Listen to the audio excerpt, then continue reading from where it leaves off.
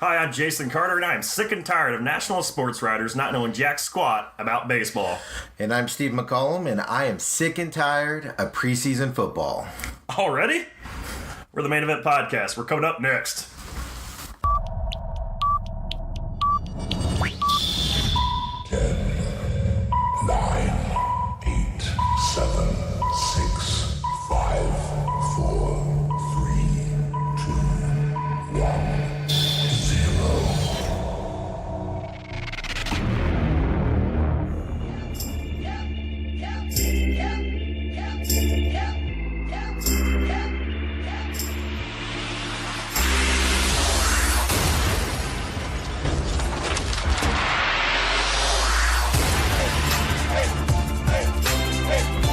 Welcome to the Main Event Podcast. Jason Carter, Steve McCullum. Hey. This is episode number 23. Make sure you give us a follow on Twitter at the Main Event Pod. You also follow me at Jason Carter03. Follow Steve at SMAC500. Hit us up on Facebook as well. Like and share that with all your friends by searching the Main Event Podcast.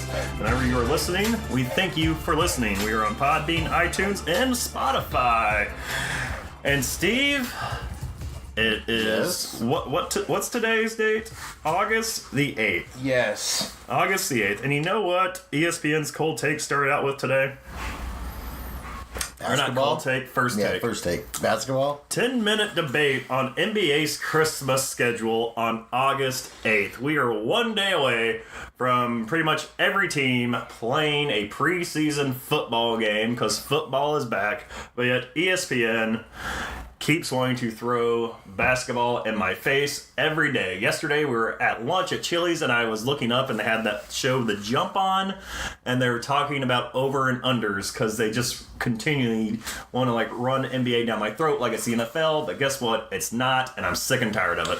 Well, 2 points I'm going to make to you. One, The Jump is an NBA program, so they're going to cover NBA stuff. 2, makes sense they're covering it since the Christmas Day games were released yesterday and the regular schedule is being released today. So, kind of makes sense. But to open up with it, first thing, I get it. ESPN has a vested interest in the NBA. I would rather them open with that than what they went to with President Trump and Aaron Rodgers' comments and all that stuff. I have to listen to Stephen A. and Max opine about their liberal viewpoints about the Redskins' name and how they won't say it because I wouldn't walk into a Native American community and call them that, so I won't say their name in public. I'd rather them open with basketball than that crap. I just feel like the NBA is way oversampled right now on these AM talk shows. And to further my point here, I'm not disagreeing, by the way. To further this here, there are 17 markets that have both a MLB and NBA team. MLB outrates NBA in 14 of 17 and wins by an average of 107% across all 17 markets. But yet, Bahami Jones doesn't even know that the Arizona Diamondbacks are leading the NL West.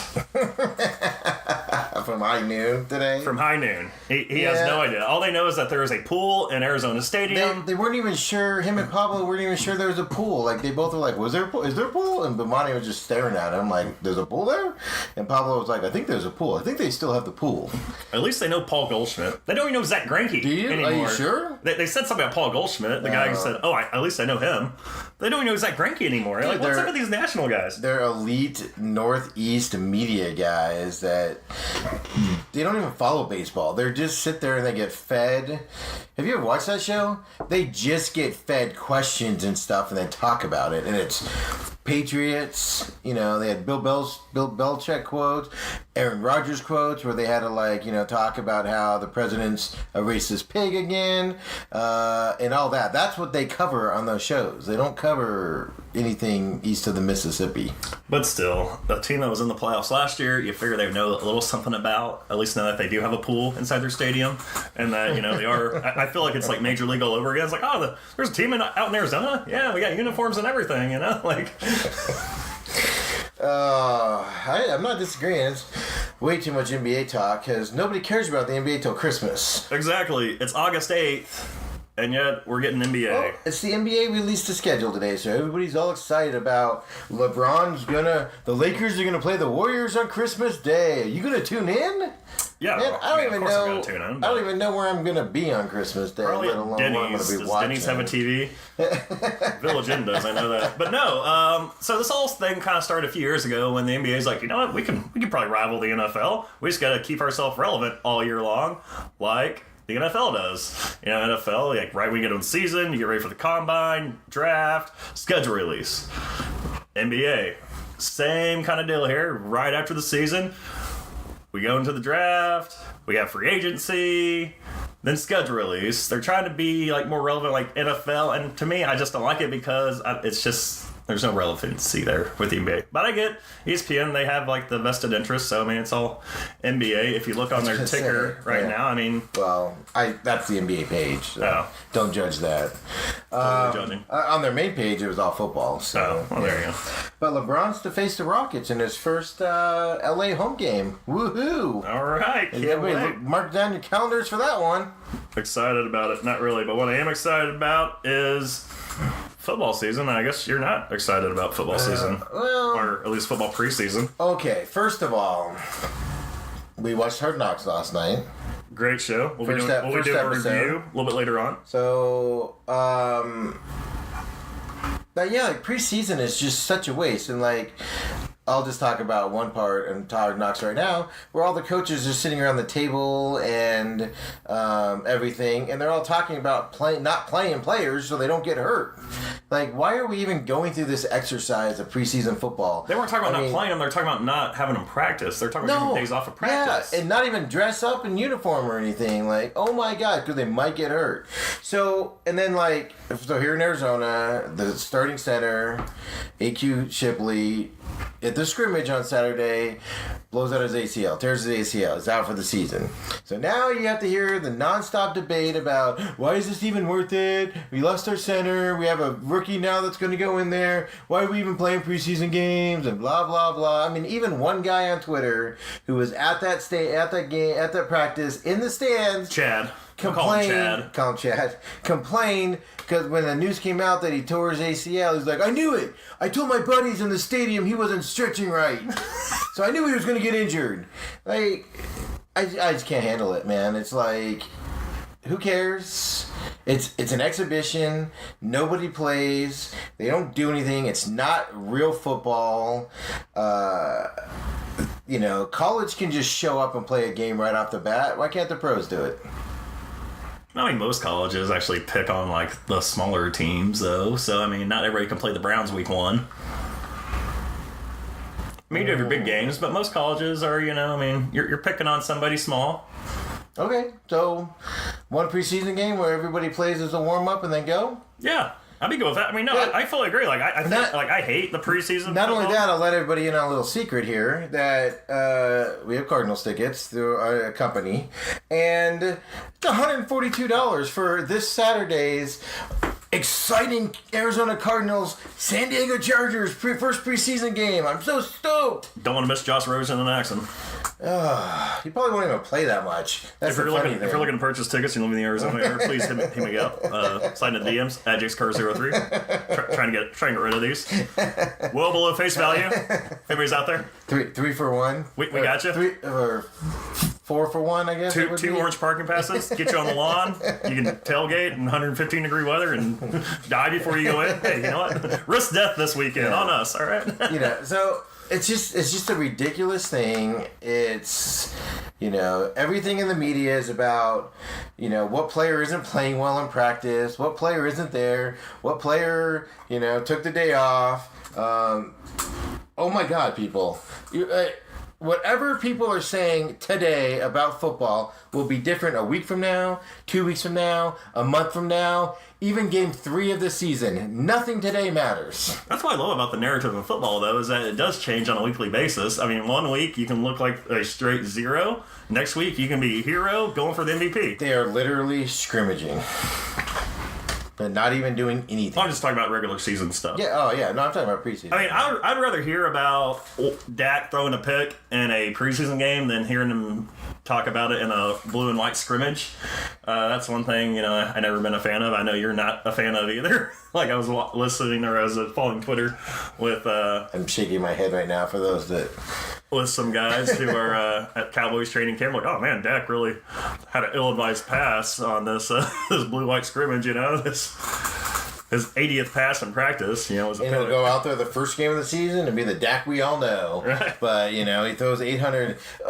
Case in point, Kansas City Chiefs. What was the narrative last year when it was Alex Smith as the leader and Patrick Mahomes, the highly ranked rookie that was drafted and highly prospect? Last year it was Patrick Mahomes is the best quarterback in camp. He's going to beat Alex Smith out. He doesn't. He plays one game at the end of the year. Doesn't play that well in that one game. They trade Alex Smith because Patrick Mahomes is the future. He looked so well in preseason last year. And this year, what's the narrative, Jason? Patrick Mahomes not looking too good. Patrick Mahomes sucks. He's pretty much just throwing interceptions left and right.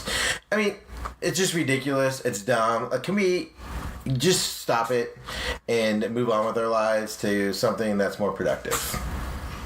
Thank you. That's all about money, and they make a crap ton of money on this. Oh yeah, you heard about the Factory of Sadness video, the Cleveland Browns fan. we had 8 home games, including two preseason games, and a shitty Kenny Chesney concert. And that's my next point. The Browns gave away Kenny Chesney tickets to their season ticket holders. We can't even get Taylor Swift. I know, what the?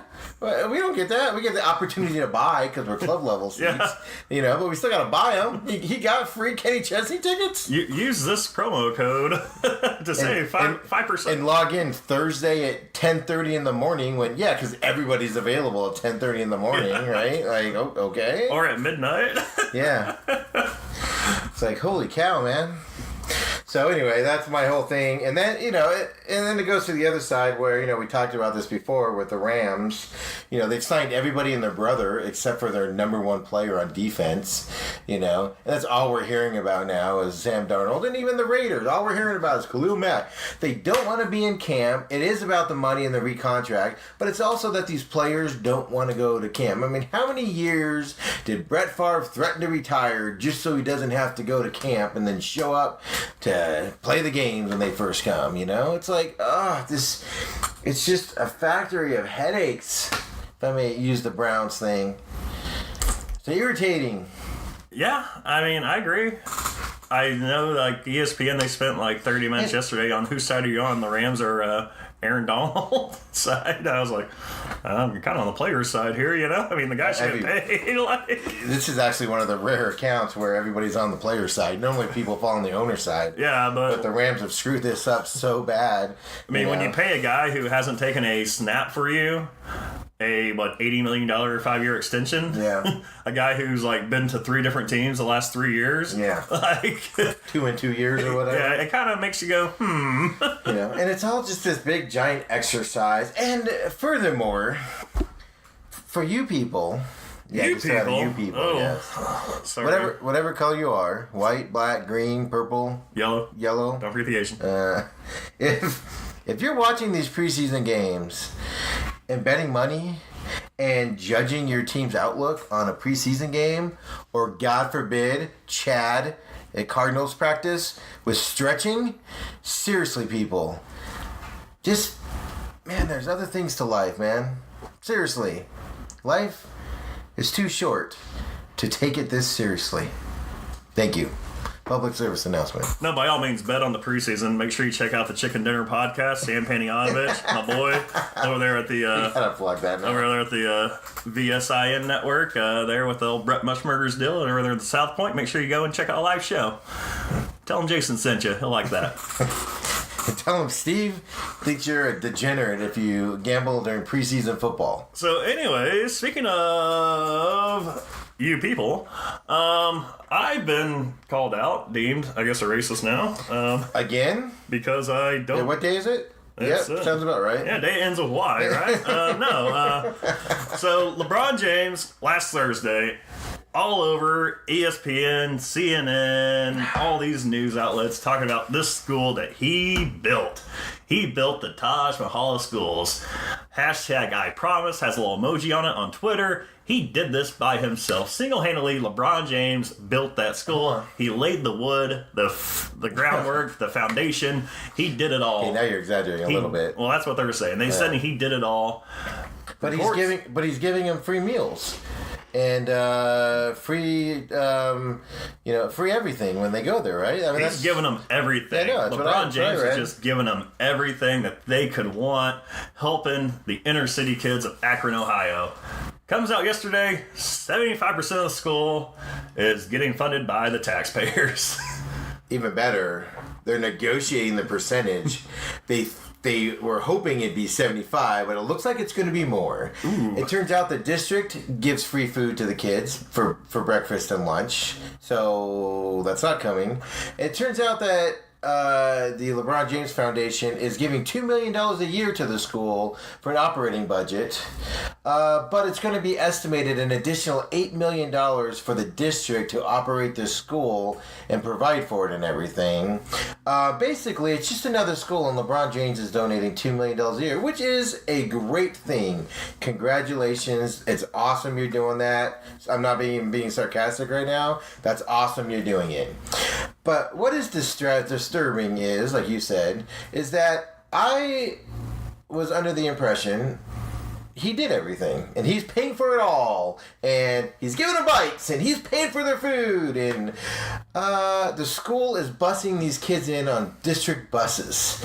It's a $2 million donation, which, like I said, taking nothing away from that, I'm more discussing, and I think you were, the coverage on CNN and ESPN about how LeBron James this and LeBron James that, and it's just like, why? So LeBron was at the school last Thursday, did a walkthrough with all these media people, did all these interviews and whatnot, and it pretty much made it seem like, he was the one in charge of the whole situation. And then I guess he was on CNN last week, getting interviewed by, who was it, Don Lemon? Don Lemon. Is that what we're talking about? Yep.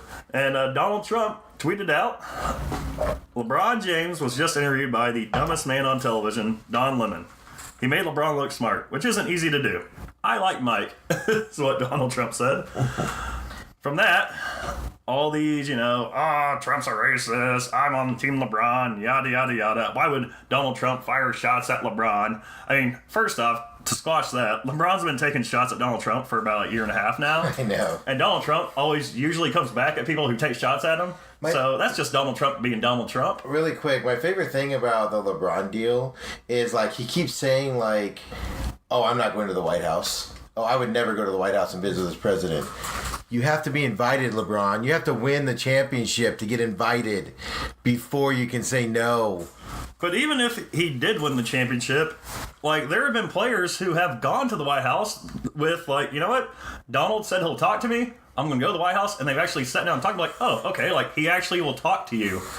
And will, like, try to find solutions to some things. Like, Trump's, like, doing this all, but yet he still gets deemed this, like, horrible asshole because he, like, comes out on these things. It's always easier to bury your head in the sand, say you're correct, and dispatch the other side as worthless and stupid than to actually come to a solution in a thing. That's the rule. So anyways, The Root, which is a popular... It's a digital magazine that provides thought-provoking commentary and news from a variety of black perspectives. Came out yesterday with this story once all the news started breaking about the taxpayers, having to pay in front of a lot of this bill. They said, contrary to rumors, taxpayers will not have to pay more money because of LeBron's I Promise school. So why are people hating? And they put in parentheses, hint, it's racism. Like, they're pretty much calling people racist because they disagree with, like, the way the media was covering this whole thing. And I just, like, posted, like, it's kind of comical, what isn't racist these days? And then this person came back and me like, people who create racism questioning those who experienced it. Like, what? Like, did I create racism in America? Really? Do you have ships outside I didn't notice? I don't know, apparently. So I was like, no, I'm actually just wondering why it's racist to have a different opinion from a black guy. So, I mean, I don't know. And this guy came back and said, well, there's all these racist policies that are in place right now. So I asked him about the policies, and he's still yet to get back to me because, well, he has no facts. He's got to log into whatever site, whatever woe is me site he's got to go on that's going to feed him BS, Oh my God, people. I'm not in a mood today, I think. No, it's just like, oh my God, people, I know, it's everything, dude. It's like anything, you call somebody stupid, you're racist, Donald Trump is called white people racist. He's called Muslim stupid, like the 5-star general stupid. He calls a lot of people stupid, and they're like, literally, I was watching CNN on Sunday morning, and Brian Seltzer from CNN, oh my God, that guy is just hates Trump. You can see it in his eyes. And he's just going on this big tangent about, I only see him calling black people stupid, so that's a degenerate term, and he's trying to cut them down, and, it's just like, oh my God, people, like, whatever happened to sticks and stones? They break my bones, but your words will never hurt me. Like, call me a stupid guy, and I'm gonna go, maybe, I mean, Don Lemon gets like 300,000 viewers a night or something ridiculous like that, and he's out there like taking jabs and calling the president racist, and it's all for ratings that aren't happening for him and all that. But I just don't like the disingenuity, I don't know why I'm trying to use a big word. No, I just don't like the fake crap where it's cool. Come out and say LeBron's giving money to the school, and he's working with the school, and he's going to be, he's going to help them with stuff and make changes. Like, say what it actually is. Don't come out with all of this BS of lies. When you're going to call the president a liar nonstop, CNN, don't lie yourself, right? Am I wrong? Like, if you're a liar, don't call other people liars if you're a liar, because you're going to get called out on it. It's like Big Brother. Me and you, we watch Big Brother. And what's Scotty's big thing? He always says, like when he got rid of Winston and, put Winston and Brett up on the block, he said, these guys lied to me. Scotty, you lied to everybody because you voted out Swaggy. And it's biting him in the butt right now, too, It's Big Brother. People lie. Don't throw stones. I just like this world we're living in where, just people flip out about, the most mundane things nowadays. Oh my God, so-and-so quarterback threw an interception. Oh my God, this running back fumbled running through the line when he's not allowed to be tackled. The world's ending. And now, speaking of quarterbacks, since you brought it up and we're kind of on the same little topic here, a mural was painted this past week in Dallas with Dak Prescott's image. I really have no idea what this mural is supposed to mean. It's based off of I don't remember because I don't have it up right now. It's based off of a sunken place mural, but it's based off of that. They put Dak Prescott in the place of the guy in that movie Get Out, I think. So if you saw the movie, the poster would make sense. I guess it's some downtrodden, I don't know. You'd have to see the movie, but it's based off of a movie. That's why you don't get it, because you haven't seen the movie. Well, they're saying Dak Prescott is pretty much stuck in a Jerry Jones sunken place, and the Get Out mural suggested so. Trey Wilder made this mural in 3 hours, which is pretty impressive because it's a pretty good-looking mural. I was going to say, it's not a bad mural. Yeah, I mean, outside of everything, guy had 8 spray cans worth roughly $64 and made this 6-foot-high, 10-foot-wide mural depicting... Did I ever say that word? Depicting. Yeah, depicting Dallas Cowboys quarterback Dak Prescott and the iconic image from Jordan Peele's Academy Award-winning film, Get Out. The film is a dark mix of horror and comedy that provides a unique approach to examining cultural and social injustice issues regarding race and stereotypes. I just can't keep it straight anymore. So... Dak Prescott is a racist and a Uncle Tom, for no better term, because he doesn't want to kneel for the anthem and he doesn't support his other people for doing it. Well, pretty much what is getting said. Dak Prescott, I believe what Dak says comes from his heart. Like, he's not taking a knee for the anthem. Like, he says, hey, look, this country's awesome. I love this country. I would never take a knee. Like, that's not me. But it seems like there's a lot more, African Americans out there who say, oh, well, Dak Prescott's just doing what is best for him because Jerry Jones is his owner and his boss. Dak doesn't really mean that stuff. Like, they're pretty much, Dak's not with us, but it's because Jerry Jones. God forbid somebody have their own damn opinion in this country. We all gotta be sheeps and follow along with everybody. God, I'm grumpy about this stuff. Well, Wilder, who is a Cowboys fan, understands Prescott must do what's best for him. He says, quote, honestly, I know he's a superstar, but I'm not scared of Dak Prescott. But like in the movie, maybe will be a flash for him. I think with the platform, it's just weird how he dismissed the whole situation, especially being a black man himself. Like, he thinks like every black guy should just, agree with, what Colin Kaepernick's doing. That's kind of like the society that we live in today, and it's sad. I hate hearing about this whole anthem stuff still. Like, we've already put the policies in place. If you're a Cowboys fan, Jerry Jones has pretty much said, you're going to toe the line, stand up, hand over your heart, and support. And not one Cowboy kneeled last year, so he just came out and said that's the policy, and not one Cowboy kneeled, and everybody's flipping out because Jerry Jones is a racist and a bigot because he's not going to allow any of his players to... Not one player kneeled last year when he didn't come out and say it. It's like, oh my God, people. They all kneeled in, week 3 was like the kneeling week, and nobody really knew what they're kneeling for. Well, that was the weekend they were kneeling because the president, how dare them call them sons of bitches, because they've never been called worse on a football field. Which was weird because, that's what you got. I remember, looking it up, and, there was coaches, oh, why'd you guys take a knee? And the coach was like, I'm pretty sure we took a knee for the comments made by Donald Trump. Then other people were like, oh, for social injustice. They'd be like, oh, because there's racism in America. Like, nobody knew what they were kneeling for last year in week 3. They were just taking a knee to be like, oh, yeah, I'm going to take a knee. My whole thing on this is okay, take a knee. But don't be surprised if people don't like it. And then don't be mad that people don't like it and the majority of the population of football fans don't like it and they reject your taking a knee and they hate you for it. It doesn't mean you're doing something wrong. It just means you're doing something against what majority of the people want. And... I just don't understand it. Find a different way to protest, because the majority of people don't want to see you kneeling in front of the flag for your injustice. Find a different way, because you're losing the battle. But you want to you're banging your head against the wall, saying, we're going to do this because of this and this and this. Oh my God. And if you're not with us, you're racist. Seriously. God, people. There are... it's like if you're walking down a street and you run into a wall, do you keep banging your head against the wall, or do you just find another way to go around it? So find a different way, because you lost the narrative. The NFL's losing the narrative. The owners have a shield and money they have to protect. Players are going to be gone in 2-3 years. Nobody's going to remember Kaepernick or Reed or any of these. I don't remember any of the players that kneeled except for Kaepernick and Reed. And last year, do you? Does anybody remember any other player?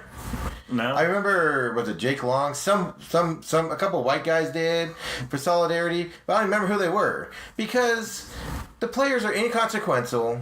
They're going to be gone in 3, 4, 5 years, 90% of them, and we're all going to move on with our lives, and that's why this is stupid. Fight for your causes and do whatever, but find a way where you're not going to piss off majority of the American people, and we'll listen. Done. I'm done with my rants today. Are you now? No, probably not. Probably not. You're on one today. I don't know why I'm so cranky. The preseason football got you going. You know what I'm cranky about? What? Freaking Lance Bass didn't get that Brady Bunch house. Oh, I thought he actually got it. No, I thought it came out that he... Oh, did it? You got it back again? I thought he got it back. No. HGTV announced they won it. They got it. Oh, now HGTV got it? Yesterday I saw somebody post that Lance Bass actually was getting back and that he bought it. No, HGTV won it. Oh. Anyway, that's all. Yeah, anyways, that's what I'm angry about. Poor Lance Bass. Can't own the Brady Bunch house. Is it a real house though? Yeah. Oh, so it's not like, it wasn't like a fake house that they had, like, studio no, purposes? The 70s. Nowadays it'd be a studio, but it was like Full House is a real house, but they didn't film there, they just used the outside of it. Right. You know what I mean? But you cannot park on the street anymore over there. No. Our tour buses can't park. Yeah. Can't go down there anymore, yes. Now if you want to see it, you have to drive yourself or walk.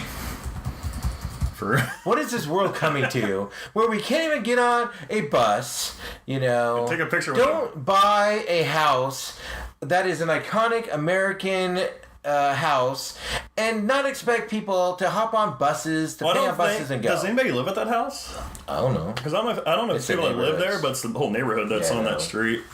Whatever happened to simplicity? The milkman, the paperboy, the evening TV. You missed your old familiar friend waiting just around the bend. Oh my God! I can't believe we just walked into that. Everywhere you look, there's a face. Somebody who needs you. College football starts soon. Yes, college football does start soon. Will Urban Meyer be on the sideline for Ohio State? That's the big question right now, because got himself a little bit of hot water last week. Actually, 2 weeks ago, I guess you can say, firing Zach Smith, his one of his coordinators, was offensive coordinator, correct? Wide receiver coach? Wide receiver. I thought he was a coordinator. No, I don't know. I mean, he's been with them since Florida, so I just assumed he was a coordinator. Who cares? He got fired July 23rd. People, stop beating your wives. Or women in general. Oh, yeah. Or in general, I guess. Yeah. July 24th, Urban Meyer is asked about Zach Smith and pretty much lied to the media. No, not pretty much. He even says he lied in his press release last week. Well, he said he flubbed up some verbiage in his thing. Lied. But pretty much when asked about Zach Smith, he said, I don't know what the details were or anything like that. But nobody told me about the 2015 incident. He even said, I asked people last night to look up the records and see if there was any incident of a 2015 report that I was notified of. And he goes, everybody told me there wasn't. Which news then comes out last week, on like Wednesday or Thursday it came out, that I don't know anymore. Some part midweek they came out that Urban Meyer actually was like golfing with Zach Smith when Zach told him, hey man, so I beat my wife, here's what happened.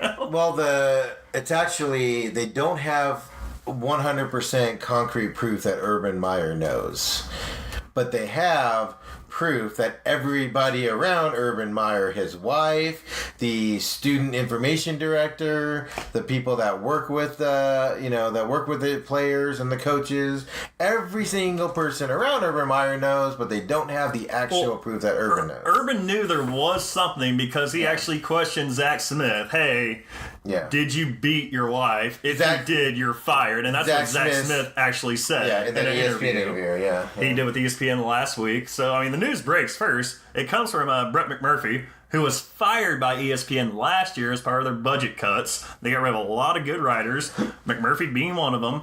He gets fired, actually breaks the story with like screenshots of text messages between Zach Smith and Zach Smith's, I guess now, she's the ex-wife. Brings up all these screenshots and stuff like that on his personal Facebook, which just makes the story even more fascinating. ESPN decides to hang out on the story forever. They don't even break the whole story first, because everybody else is taking it and running with it. ESPN's like, well, crap, this is a guy who we fired. Is it true? Is it false? Turns out, it's a pretty accurate story that Murphy has. Then ESPN finally comes out with it. Doesn't really credit Murphy to begin with, and then they finally gave in to him and does. Well, two things. One, the best part of this is he's got another gig, but he has to wait for his ESPN contract in him. So ESPN paid him to not break the story on their website. Yeah. How awesome is that, first of all? Second of all, ESPN's known for that. They always do stuff like that where, even NFL news, somebody else come out and they'll be sources say, and then all of a sudden, an hour later, it'll be, Adam Schefter says, Adam Schefter can report, they purposely leave the name off of the first person reporting it, till one of their guys can get it. Yeah, so he can confirm from their end. It's just oh my God. Yeah, but that's my favorite part of it is McMurphy got paid to not report it first. Well, I thought it was funny. So last night, I mean, not to get back on the NBA stuff, but last night we were watching a Sports Center and they were talking about the Christmas schedule, and they said, Lakers versus Warriors to be played Christmas, and they haven't like released the schedule. It's just like the games, Christmas games get released, unconfirmed, and it's like ESPN confirms. Like why'd you even put that like on your own ticker, ESPN? Like I don't understand. Like so and so from ESPN has confirmed that this is gonna be a game. Like who's in charge of the ticker? As your phone starts ringing. That's weird. What? That's my phone number. That's your phone number? You're calling yourself? Is it 6408? Yeah. Why are you calling yourself? Okay, I'm scared. We're just sitting here. Why is my phone ringing its own number? That's interesting. Huh. Some paranormal activity here on the Main Event podcast. Yeah. I'm a little scared now. Did I miss something?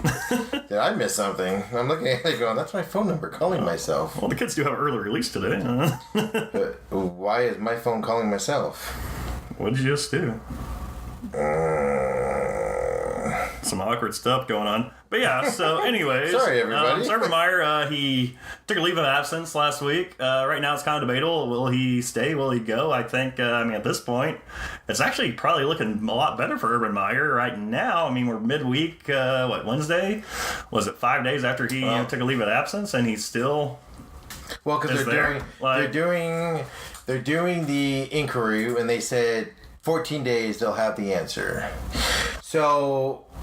anytime somebody takes a quote-unquote leave of absence with pay, it's for two reasons. It's for, one, a negotiation for them to no longer come back. And then two, it's also to test the trade winds and see if it dies down in that 2-week window to see if they're able to keep him on or not. So I don't know which way it's going to go. My opinion is you're the head coach. This is 2018.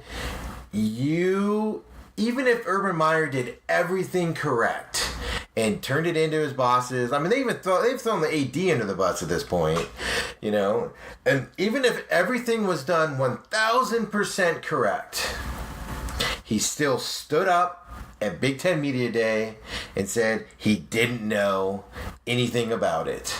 And you can't do that in this day and age when you're the leader of young men in an institution like Ohio State who has a history of this stuff. They just fired a basketball coach for lying about stuff. Jim Tressel was fired for lying about knowing his players were selling stuff.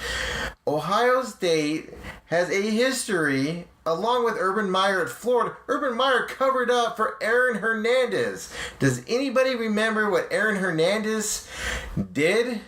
He didn't start offing people and being a thug in the pros. No, he was pretty bad apple there in college. Yeah, it's known now that he was a bad apple, but who was the head coach at the time and swept it under the rug? It's just like, and then... I know you don't want to talk about this because it wasn't brought up at all, but with Zeke's dad being at the urban rally the other day where all the Ohio State crazies are out there saying Urban Meyer needs to be saved because he wins them 80% of the game, and Alabama's strength of schedule's weak. I just love the college game day signs. Like, I'm going to take a shot at Paul Feinbaum and Alabama's strength of schedule at this Urban Meyer rally. So, in case you didn't know, 100 people got together on Monday, went to this rally out at Ohio State, wanting Urban Meyer to keep his job. There were a lot of crazy-ass Ohio State fans out there. Me and Steve were kind of taking jabs with them last week with all the people who were like, oh, no, keep Urban, because, winning means everything when you're in Ohio. They don't phrase like that. They go, Brett McMurphy hates Ohio State and wants to take him down. Everybody's jealous of our success and wants to take us down. Urban Meyer is telling the truth, even though he admitted he lied, but they're still like, oh, he still told the truth. Oh, and then my favorite is, if every head coach that lies to the media should be fired. No, it's different if you lie and say your receiver isn't injured when he is, then I don't know that this guy was beating his wife in 2015 when you knew. Yeah, if you're taking it day to day with your quarterback who you know is not going to start, it's a little bit different than, yeah, it's like, oh my gosh, it's always it's the cover up. If Urban Meyer just would have come out on Big Ten Media Day and said, it's being reviewed, our processes are being reviewed, we've decided to move on from him because of incidents we know about this year. The previous incidences are being reviewed. We're going to do an internal study, blah, blah, blah. He would have walked away unscathed in this deal. He might have taken a beating for covering it up and stuff, but just flat out lying. My favorite is when Zach Smith was on ESPN doing his crazy interview, which was psychotic. Like, he was all wide-eyed and obviously lying, and it was obviously, a lot of people think that he was sent in there by Urban Meyer, like, hey, we're gonna pay you if you get in there and save my job, because it was crazy and wild what he was claiming. But he was like, oh, I've never beat my wife, and then Brett McMurphy during the interview sends the tweet out that he has of him responding to his wife, and he's like, I know, with 5 exclamation points. It's just crazy, man. It's like, oh my gosh, it's just so baffling. And then just the craziness of fans. Like, I get circling around your program. I get thinking, hey, we need to protect these guys. But at some point, man, just let the facts, and they're always like, let's let the facts come out before we start jumping to conclusions. It's what they always say, but then they always in the next breath say, you didn't do anything wrong. Well, I thought we were going to let the facts come out. But on that note, I think his job's saved because they don't have concrete proof that Urban Meyer did know it. And I think they're going to suspend him for several games and then bring him back, which is going to be the hugest distraction on Ohio State. And then they're just going to look awful. This university is not in any position they're not in a good position right now, because if you fire the guy, you're going to piss off your whole fan base of the crazies that don't think he did anything. And if you keep him around, you're going to have the anger of all the women's group people and all that stuff coming down on you. I do not envy Ohio State right now at any measure. Oh, no, not at all. And right now, I guess Ohio State actually let cameras back into the locker room yesterday, because, they started practice on Friday, right? Last week? They've actually never allowed cameras during their practices. So they did it yesterday because obviously they want to show that the coach filling in. Oh my God, that's the other part we haven't even brought up yet. So the new coach, Day, who's a fill-in, they want to show that he can handle the position and everything. I think conspiracy theorist Steve here says that they let cameras in yesterday because they want the fans to see that the guy filling in is capable of taking over the program for this year when they let Urban Meyer go. That's conspiracy theory Steve. But then my favorite part is they make it a point to be like, oh, and Greg Schiano, who, by the way, has a checkered history in these types of things, also was like, oh, he's running the defense, and he's taking over the defense, and the other guy, I think his name is Day, he's running the offense, and he's kind of being over everything. But and then they quickly moved away from Schiano like as fast as humanly possible and focused on the head coach again. What was funny though about the whole Schiano thing, Schiano is probably the right man for the job, but because of his past at Penn State, he didn't get it. And then, he actually this year had a head coaching job in place at the University of Tennessee. Tennessee fans were like, whoa, do you really want this guy, coaching our deal here? They ended up going away from him, bringing in a coordinator from Alabama. And Doug Gottlieb tweets out this last week: do Tennessee fans who are taking delight in Schiano getting passed over for intern tag realize their outrage over his hiring has forever tainted him? I don't think that's what tainted Greg Schiano there, Doug Gottlieb. I believe covering up at Penn State might have tainted a little bit more.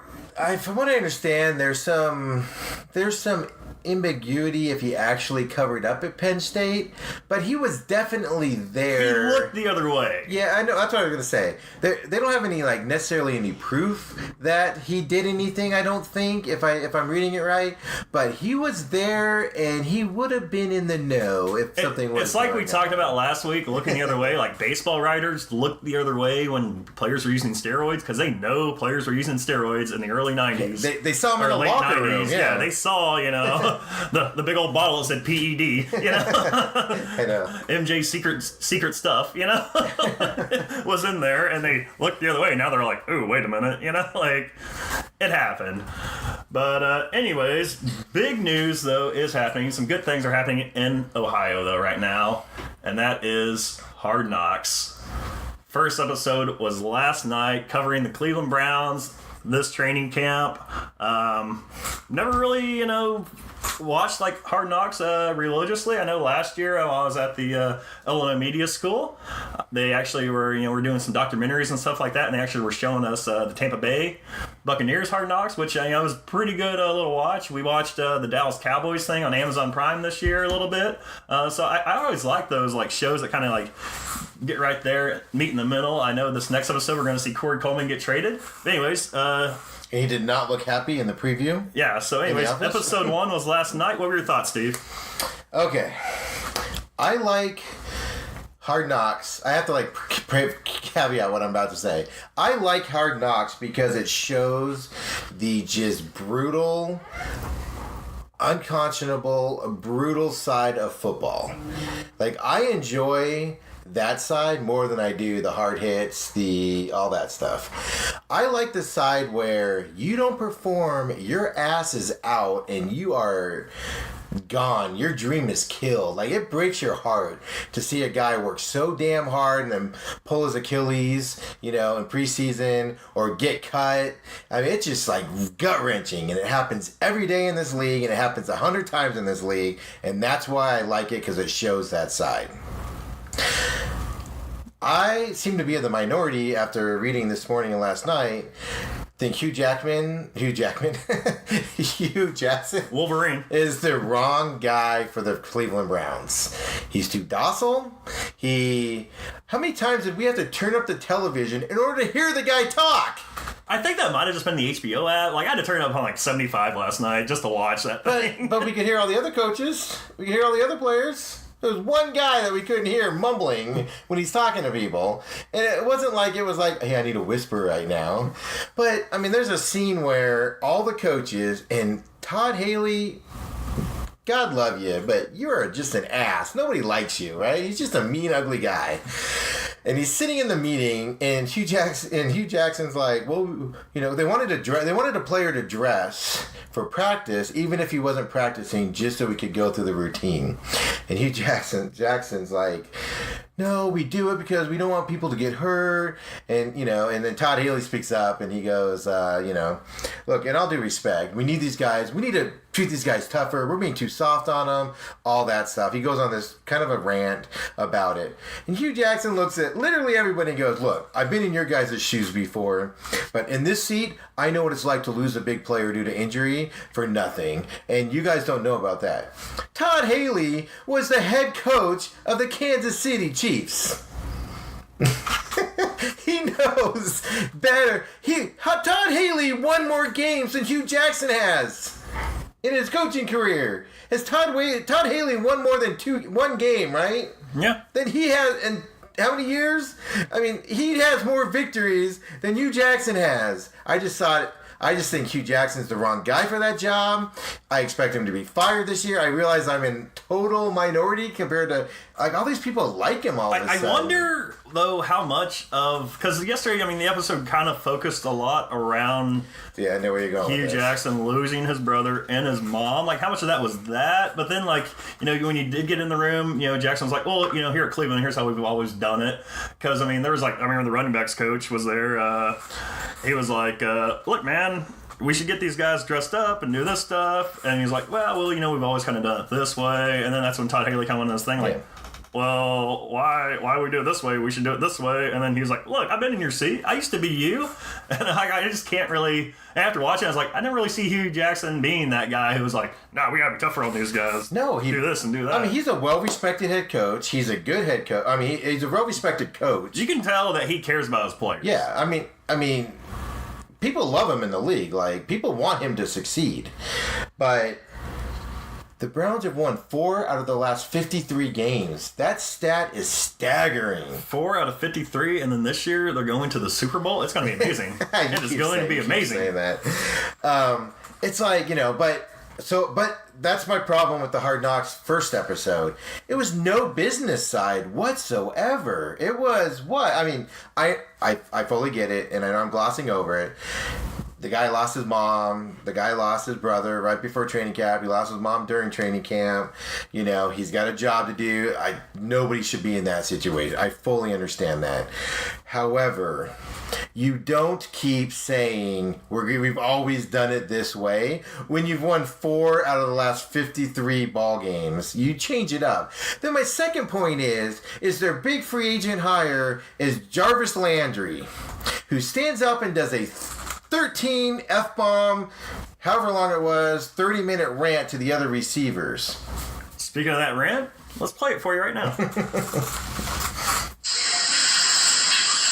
know what the fuck been going on here, and I don't know why it's been going on here, but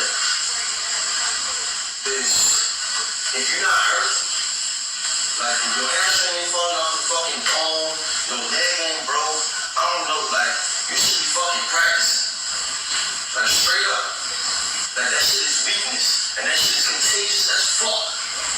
And that shit ain't gonna be in this room, bro. That shit been here in the past, and that's why the past has been like it is, bro. That shit is over with here, bro. If you don't fucking practice. You can't get no better. Ain't nobody gonna get better by being on the fucking sideline if you ain't fucking hurt. If you're not fucking hurt, you gotta fucking practice. Because you make other motherfuckers work even fucking harder. Now they have more fucking risk of getting hurt because you don't want fucking practice. Because you been a bitch. Straight up, man, that shit is fucking real, bro. That shit ain't happening here. I'm just letting y'all know that shit not fucking happening here. I'm hurt, I'm tired, it's like every fucking body in this motherfucker. But I ain't taking no motherfucking days off because I can't be fucking good that way. That gotta be the fucking attitude and the mentality all the fucking time. All that big shit don't fucking live here no more. That shit don't exist. It's contagious, bro. Like, it's really fucking contagious. It's contagious. And that was Jarvis Landry from last night's Hard Knocks episode number 1, talking to the wide receivers there in HBO, and that was a lot of F-bombs that he dropped right there. So, my problem with that is, skeptical Steve here again coming back out. Has Jarvis Landry ever won anything? The Dolphins, they made the playoffs, 2 years ago? Was it 2 years ago? I thought was he on that team? Yeah, I believe so. Oh, because he was on a lot of bad Dolphins teams. So, it's kind of like, Mike Tomlin, or not Mike Tomlin. It was the guy I was trying to think of Steelers wide receiver or something. But Larry Fitzgerald standing up in front of everybody, throwing everybody out right now. Like, that's the other thing about Hard Knocks is like I felt like last night was set up to where players showboated a little bit, and that was one of them right there. Bless them. Oh my gosh, don't even start. Bless them. Hashtag bless them. So, that's my opinion. I mean, hopefully it gets better, but I mean, they basically, and I even told you, I was like, man, they usually focus on like a couple rookies. I mean, they focused on Baker Mayfield. They had the RV, which was good. We've heard a lot about the RV. The other, Cleveland Browns. Oh, this is great. You don't start the program that showcases your team with you at the airport where your draft pick, your highly picked draft pick, 35th overall, Nick Chubb, running back from Georgia, was going to be a Heisman candidate, a few years ago, got hurt and broke his leg, gruesome injury against Tennessee, I believe it was, a few years back. Came back, had a great year, got drafted 32nd overall by the Browns, 35th pick. Or no, I guess it was their third pick because they had 2 picks in the first round, right? So he was their 35th pick. So overall, 35th pick. I mean, good pick there, early second round. So the Browns are such a great organization that their highly touted running back that they just drafted is standing at baggage claim at the airport by himself waiting for his bag. Okay. people are like, hey, do you play football? Like, fans are like, hey, do you play football? Who do you play I for? just love, like, the bald Asian guy. You play football? Yeah. He's like, yeah. He's like, oh, what's your name? He's like, Nick. He's like, oh.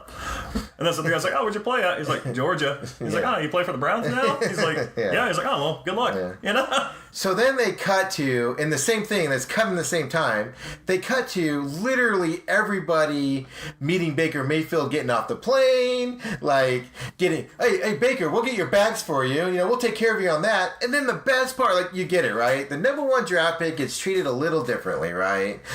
But then, as they're walking out with Baker, they're like, hey, we got your roommate, man. We got you Chubbs as a roommate. And Baker's like, oh, cool, man. That'd be great, 2 rookies together. And Baker goes, is he here? And he's like, oh, yeah, I think he landed like 30 minutes ago.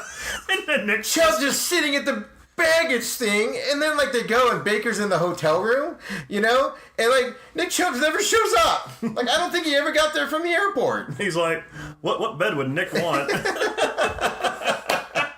Like, that is the opening scene. Is that not a dichotomy of a team, an organization that has won 4 out of the last 53 games? So much where they treat people just stupid. They're both at the airport at the same time, and they completely ignore a highly drafted pick. You actually see, I believe it's the final scene of the airport scene where Baker's like, they say, oh yeah, Nick got here, but he's been here about 30 minutes. And you actually see the baggage claim in the background with Nick just standing there, like, talking to all these people who have no idea who he is. Well, yeah, Baker Mayfield is getting like, let's go Baker, like throughout everywhere in Cleveland. Like, so much Nick Chubb disrespect there, which I thought was hilarious to kind of start off with. No, it's hilarious, but it shows, and I don't know, maybe other teams do that, I don't know. And like I said, I understand you treat Baker Mayfield differently, but it just looks horrible on ESPN, on HBO, sorry, when it's showing it going down. Like, it's just like, this is why this organization doesn't win. Well, I thought, obviously, I feel like, the first episode is always kind of rough with Hard Knocks because there's no, like, football games taking place. They're going to ramp it up, obviously this weekend because they're playing the Browns tomorrow. The Giants? Or, not the Browns. Yeah, the Giants. The Browns are playing the Giants tomorrow. Baker Mayfield, Saquon Barkley, top 2 picks in the draft, going to be preseason. Game 1, we'll see who plays. I think Baker plays because he is right now technically the backup to Tyrod Taylor. Saquon Barkley may get, a set in? Yeah, I would say a series or 2 might at get most. a series in or so, but probably have 3 carries or something like that, end up with 15 yards. How big are his legs going to look in those giant white grays, man? No, they're going to look huge. But no, I was a fan of it. I was a fan of more things than just one. Obviously, I love the Jarvis Landry using like 40 plus swear words in that rant that we just played for you. It was 13. Somebody counted them. CBS said it was like 30. I don't know. It was more than 13, I think. Oh, everything I saw was 13. It's probably 13 fucks, but... yeah, that's what it was. Yeah, it was 13 F words. Yes, sorry. But then, you also had Nasib, one of the defensive ends, like in there with the defensive players, talking about contracts and money. Is like, if you just put this much money in the bank, you'll be a billionaire. He's my favorite player. By the time you're 45. And he's like a new financial advisor for the team, just like breaking down how you do this, how you do that. You spend 2 hours on Instagram a day. That's 1 month out of a whole year. And then Why would you waste that? And then I don't think they showed who it was, but he goes, what's wrong with that, And he's like...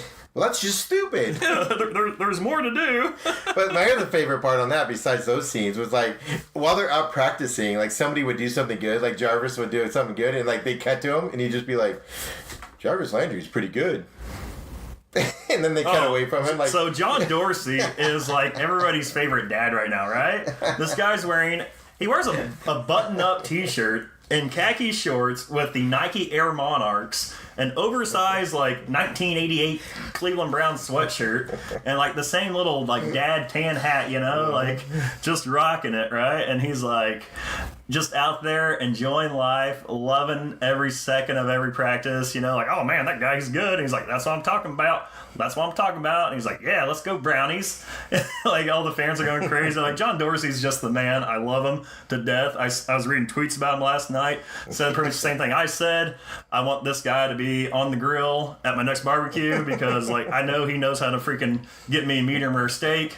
He knows how to grill those burgers right, without them shrinking. Puts the charcoal in the right positions and everything. Oh, yeah, he knows what's going on. And secondly, what I loved, I mean, obviously, we've heard about the RV, all Browns training camp, like who's going to be allowed in the RV. So Brogan Roback, the four-string quarterback, that was awesome. actually comes in. He's like, a lot of people ask, is Brogan going to be allowed in the RV? Yeah, of course I'm allowed in the RV. I have to stock it. So he's like stocking the RV with snacks, the healthy snacks that he got from the nutrition specialist. He just went to the nutrition specialist and she gave it. Because he was thinking about Oreos and stuff like that. And they're like, no. And he's like, so the back here, this is Baker's room. Like, Baker actually has the bedroom. Tyrod Taylor, the starter, has like the couch. Yeah. And then Drew Stanton has like another spot. He has like the bed up there. And Brogan's just like fluffing his pillow, getting everything nice and ready for him, cleaning it out. He's like, if I do a bad job, they're going to call me out on it. That guy, four-string quarterback, he's obviously not going to be there very long. And he'll be on the practice squad. I think he's earned the practice squad. Yeah, spot. but so you might as well just have fun with it, right? And another thing was, like, the whole RV itself was, so the day after Baker signs is like when camp starts, so he signed, went straight to camp, and he's like, well, the Browns still had to get this RV. So, like, he actually rented the RV himself. Like, it's... Yeah, he said most teams, rookies have to buy dinners, not the Browns. I have to get an RV. So he has this RV for all the quarterbacks. And people are just like, so who's allowed on the RV? And he's like, I don't know. You have to wait and see. They're like, yeah, we'll see who's in there. We'll see who all goes. But apparently it's just the quarterbacks only RV, which you kind of heard about. So I love that aspect of it. I love Nasib and his whole financial analyst. I thought, it was funny, kind of bringing, like, the characters to life. Because, I mean, when you watch, like, football, you want to see, like, the guys who are behind the helmet, like, some guys you can, like, really connect with. And, like, I think that guy was hilarious. Jarvis Landry just going on a rant was like, dang, like, I feel like he's trying to, like, change the Browns, like, it'd be nice to see what they do. I think they are getting a little overconfident, like, why not us, guys? Championship on 3, like, all right, let's not push it, Browns. Like, instead of you, and he's like, think championship, guys. And I was like, how about you think about 3 wins? And then there's like, who was it? Miles Garrett was like, we just got to take one game at a time here, if, we get a win, we get a win, you just got to do it. All these other people are like, no, man, we're in it for the long haul, baby. We're going 16-0. We're going right to the championship game. This is our year. This is our year. So it's kind of cool just to see, like, this team, I mean, no wins last year. Are they a team that's ready to double their wins? We'll see. I mean, anything is an upgrade, right? Yeah. But also... It can only go up. But also what I love, though, too, is the Browns fans who are there just, like, packing it up. Let's go, Mayfield. Baker's like, they can't keep this whole practice. They're like, yeah, they will. Like, Browns fans are the heartbeat of NFL fans. That's what you strive to be, NFL fan. They were down in the dumps, but hey, they were there supporting their Brownies, baby. The dog pound. I love it. Yeah, doesn't that say something about Cleveland? I'm just throwing that out there. There's literally nothing else to do if you're rooting for the Browns constantly. I mean, when the Cardinals were bad, they were winning like 2-3 games a season for it seemed like forever, 4, 5, 6, 7, 19 years, whatever it was. It was you rooted for them and everything, but you were just like, yeah, whatever happens. So you gotta admire that, but like I said, at the same time, here, Cardinals are bad, you're like, I'm gonna go to the lake instead today. In November in Cleveland, what else are you doing? I love how they open it too with LeBron leaving. Because I was trying to figure out what they're doing. They showed him like taking down the LeBron billboard, and I believe that Hard Knocks billboard was fake. But like, what's going to take place of the LeBron billboard? Because obviously it's a Nike billboard that's going to go in place. Yeah. It's not the Hard Knocks billboard. Like when we left last time, they put it on there. The Nike thing went up, but yeah. So so we'll see. We're gonna for the next 3 weeks. We're gonna do this podcast on Wednesday morning, so we can watch Hard Knocks and report back to you guys on what we think of it and everything. So, but yeah, injuries are gonna start happening this week pretty bad, and game time. See and what happens. Coleman gets traded, so I can't wait to see the reaction of the Corey Coleman trade. Also, do you want to mention Conor McGregor coming back? We'll be fighting You shake your head no. No, he's fine. No, he's coming back and fighting. Well, no, you shake your head like you're not excited about Conor McGregor being back in the UFC. I love Conor McGregor. But the guy he's going against, he's going to absolutely demolish him. Like, it's not even going to be close. Khabib or... I don't even know how to say this guy's name. It's that's so why weird. They only say his first name. So, because... yeah, it's Khabib Nurmagomedov. That's just me phonetically saying it. Yeah, like, that's why they call him Khabib. But Dana White is predicting record-shattering money coming in for this fight. Because it's Conor's first fight since the Mayweather fight. Like, Conor is back. He never lost his title. This is obviously for, the... whatever championship that he had. And he beat up that bus. So, yeah, and then, like, the whole thing, him throwing the garbage can at the bus. So this is, something that's been going on here. So we'll see here if he wins it or not. Anyways, that'll be interesting. We look forward to that. Look forward to Hard Knocks. And also look forward to first round of preseason games getting knocked out of the way here this next few days. Start Thursday night, I believe, is the first one. Yeah, tomorrow night. Friday we have and Saturday. A shit ton of games. Then we have like 1 game Friday, 2 games on Saturday. And it'll be exciting. So thanks for listening. Once again, all you people out there, make sure you share us with your friends. God bless you. God bless our troops. And God bless America.